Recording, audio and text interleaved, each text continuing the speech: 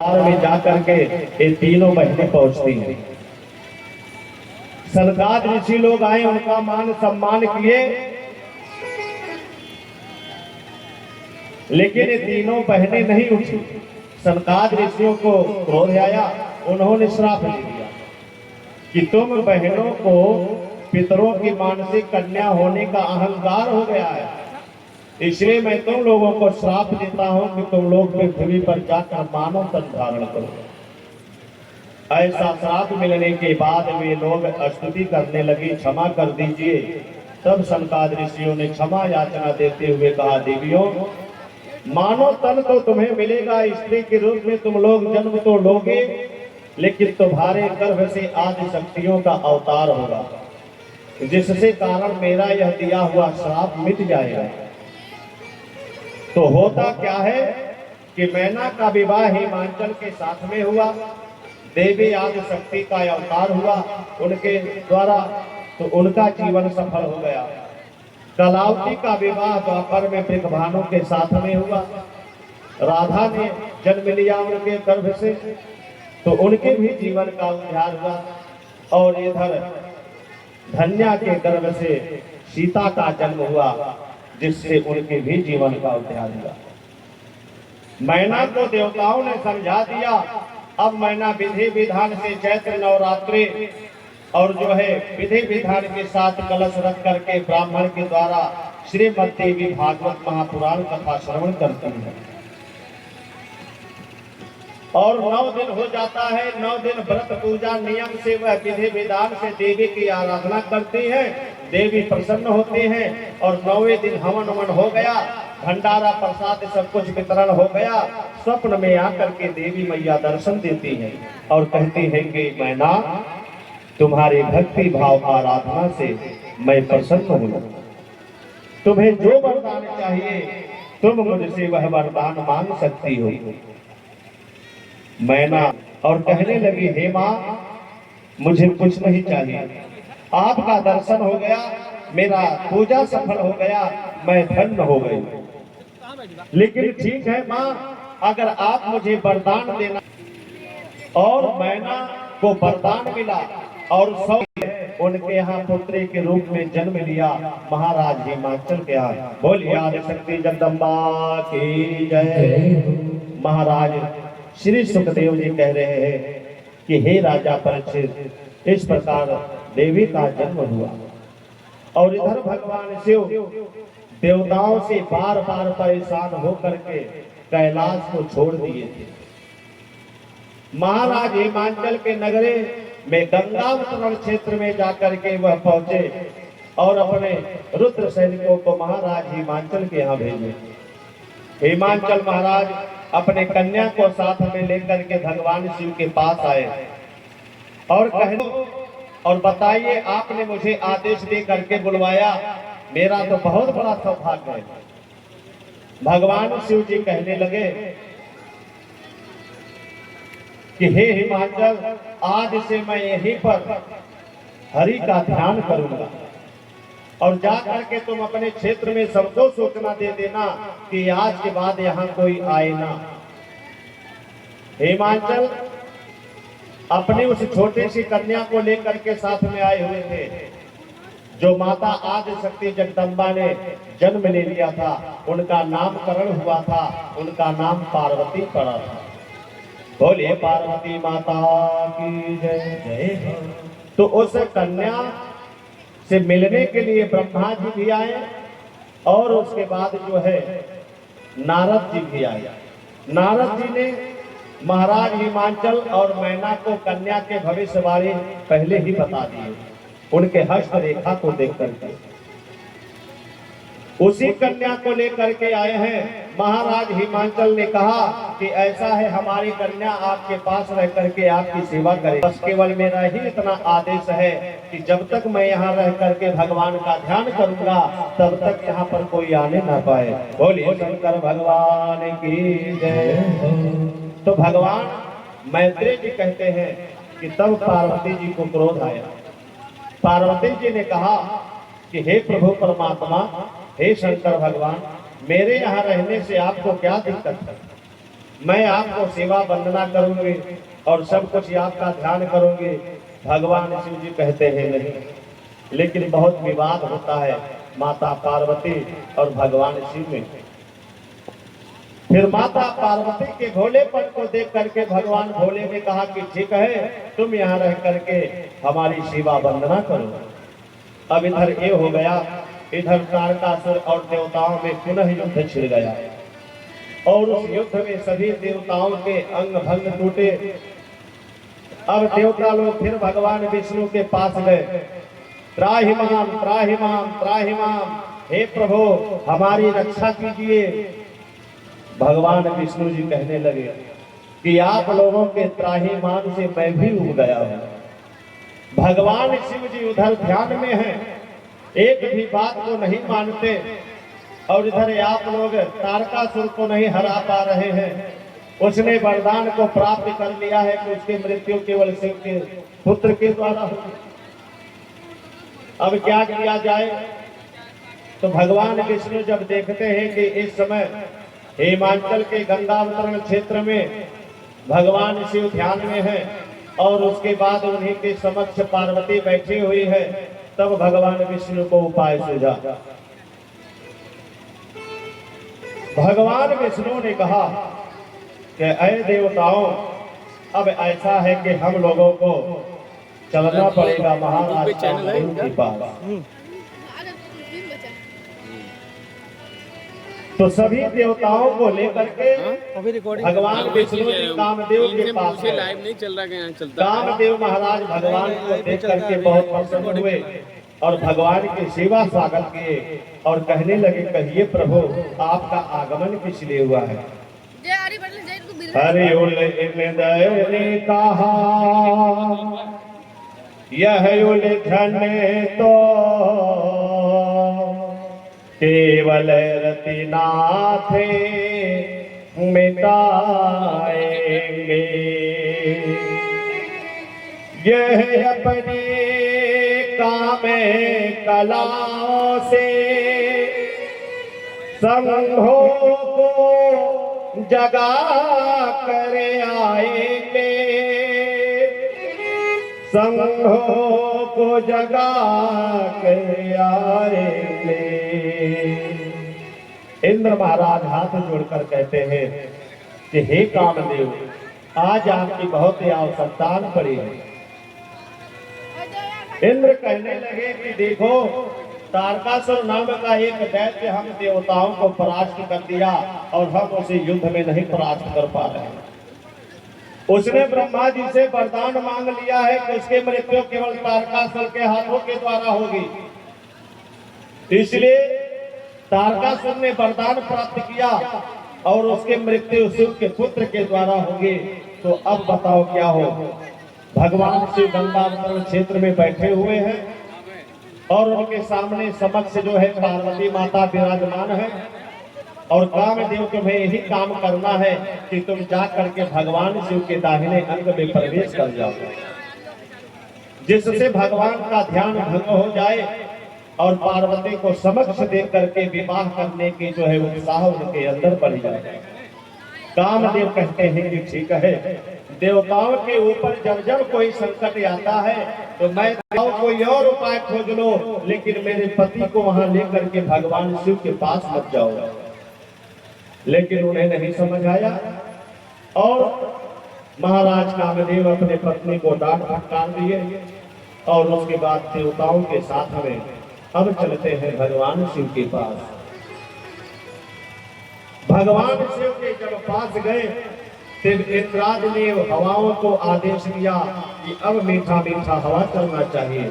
अब मीठा मीठा हवा चल रहा है हवा और सुंदर मौसम है और इतना ठंड सुंदर मौसम कि हम कितनी गणना करें। उसी समय कामदेव महाराज आकर के पहुंचे हैं और भगवान शिव के दाहिने अंग में प्रवेश किए हैं और जैसे ही प्रवेश किए हैं अब भगवान का ध्यान डगमगा रहा है।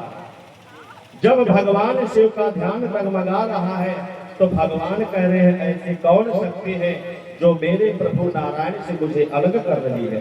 शिव को क्रोध में देख करके कामदेव महाराज आकर के साक्षात सामने खड़े हो गए। हाथ जोड़कर माफी मांगने ही वाले थे कि क्रोध के मारे भगवान शिव के तीसरे नेत्र खुल गए। अब उस तीसरे नेत्र के ज्वाला से जल करके कामदेव भस्म हो गए। और माता पार्वती जब देखती है कि इधर तो भोलेनाथ का क्रोध का पारा ही नहीं और उनके तीसरे नेत्र से अग्नि निकल रही है और चारों तरफ वनस्पतियां जल रही है, तब पार्वती जी डर गए और डर करके वहां से तुरंत अपने घर की तरफ भाग लेती हैं और जा करके एक कमरे में छुप करके बैठ जाते हैं। उनके अंदर डर समा गया था भगवान शिव के उस दिव्य रूप को देख करके। जब भगवान शिव के तीसरे नेत्र से प्राकृतिक नष्ट होने लगा तो ब्रह्मा जी ने कहा कि मैंने इस सृष्टि की रचना बड़े परिश्रम से किया है, ऐसे में भगवान शिव के नेत्रों के ज्वाला से भस्म नहीं होने दूंगा। उन्होंने क्या किया कि भगवान शिव के तीसरे नेत्र से जो ज्वाला निकल रहे थे उसको एक घोड़े का रूप दे दिए। जब घोड़े का रूप दे दिए तो अब वह अग्नि जो है घोड़ा के मुख से निकलने लगा। तब ब्रह्मा जी उस नडवला नाम के घोड़े को ले जाकर के समुद्र को सौंप दिए और इसके बाद भगवान का क्रोध किसी तरह शांत होता है। तब सभी देवता लोग आकर के पहुंचते हैं और रति जो है हाथ जोड़ करके रोने लगती है, कहती है हे प्रभु मेरे साथ बहुत अन्याय हुआ है। देवताओं के काम बनाने पर आज अलनाहक बिना गलती के मेरे पति देव आपके तीसरे नयन से जल करके भस्म हो गए। अब मैं क्या करूं, मुझे तो कुछ समझ नहीं आता। बहुत रो रही है रति, देवताओं की भी आंखों में आंसू है। तो भगवान शिव ने रति से कहा कि देवी तुम चिंता ना करो, जो जैसे जिस प्रकार जिस समय पर लिखा होता है वह वैसे ही होता है, लेकिन तुम चिंता ना करो, तुम्हारे पति जो है तुम्हें अवश्य मिलेंगे। द्वापर के अंत में जब कृष्ण अवतार होगा, कृष्ण और रुक्मिणी का विवाह होगा, तो उनके द्वारा एक पुत्र का जन्म होगा जिनका नाम रहेगा प्रद्युम्न। लेकिन स्वतिका गृह से प्रद्युम्न जी को संबरासुर नाम का एक दैत्य उठा करके लेकर जाएगा और समुद्र में फेंक देगा और समुद्र में उस कृष्ण के बालक को एक मछली निकल जाएगी और वह बड़ी सी मछली जब संबरासुर के यहाँ जाएगी काटने के लिए तो उसी समय तुम्हें तुम्हारे पति वही मिलेंगे। इसलिए देवी तुम संबरासुर के यहाँ जाकर के रसोई में काम करना, तुम्हारे पति तुम्हें वहीं पर मिलेंगे। बोलिए शंकर भगवान की जय।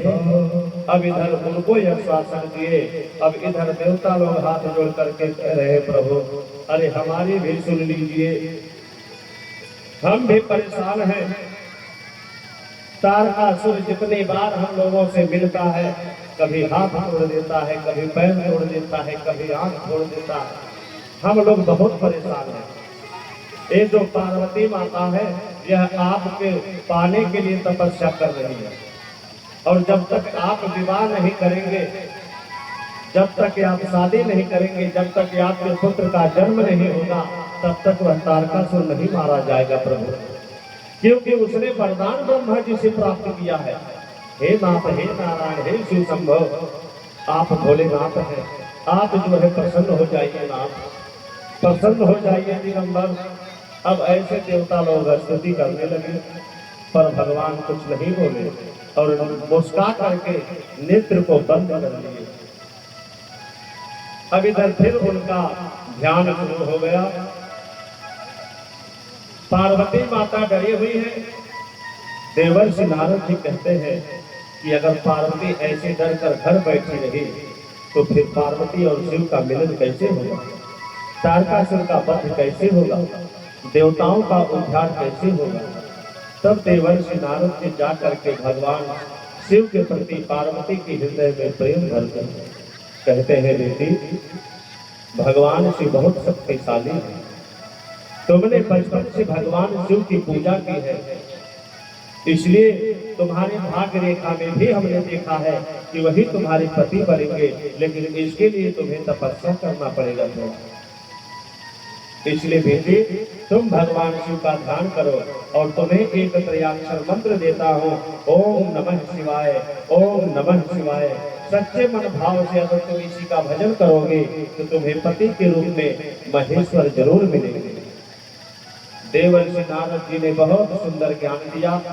माता पार्वती वहां से देवर्षि नारद जी के ज्ञान देने के बाद अब वह चल देती है अपना भगवान शिव के भजन और कीर्तन करने के लिए। कुछ सखियों को साथ में लेती हैं, रथ पर सवार होती हैं। उसी समय मैना बुलाती है, अरे उमा कहाँ जा रहे हो? उमा कहती हैं कि मैं भगवान शिव के प्राप्ति के लिए उनकी वंदना स्तुति ध्यान करने जा रही हूँ।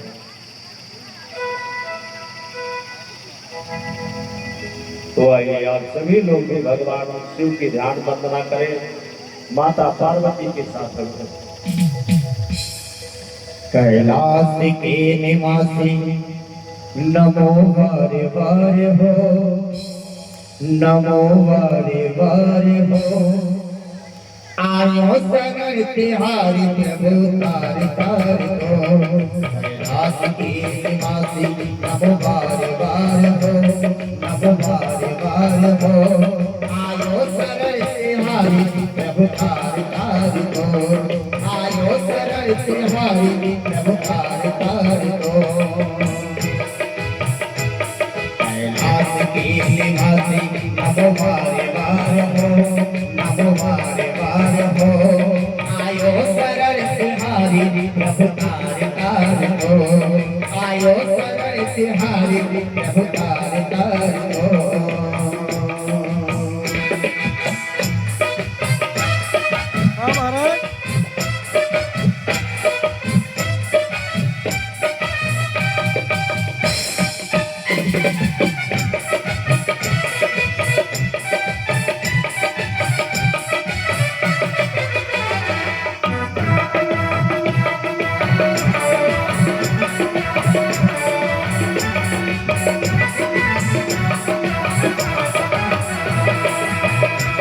भक्तों का भेद तूने निराश ना किया, भक्तों का भेद तूने निराश ना किया। महाराज ने ऊंचा वरदान दे दिया, महाराज ने ऊंचा वरदान दे दिया। बड़ा है तेरा दायरा है दातार तो, बड़ा है तेरा दायरा है दातार तो। आयो शरण तिहारी प्रभु तार तार हो। आयो शरण तिहारी प्रभु तार तार हो। कैलाश के निवासी नमो वारे वारे हो, नमो वारे वारे हो। आयो शरण तिहारी प्रभु तार तार हो। आयो शरण तिहारी प्रभु तार तार हो।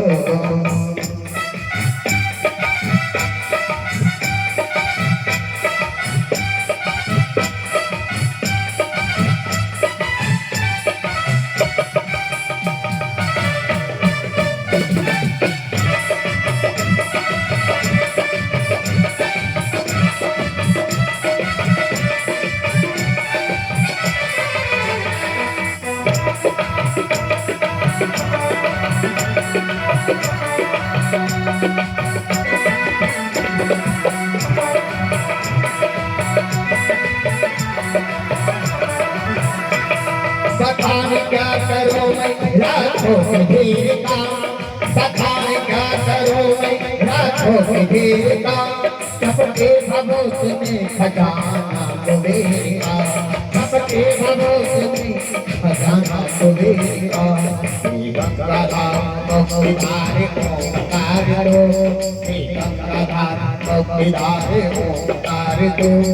आयु प्रभु तार तार हो। आयो शरण तिहारी प्रभु तार तार हो।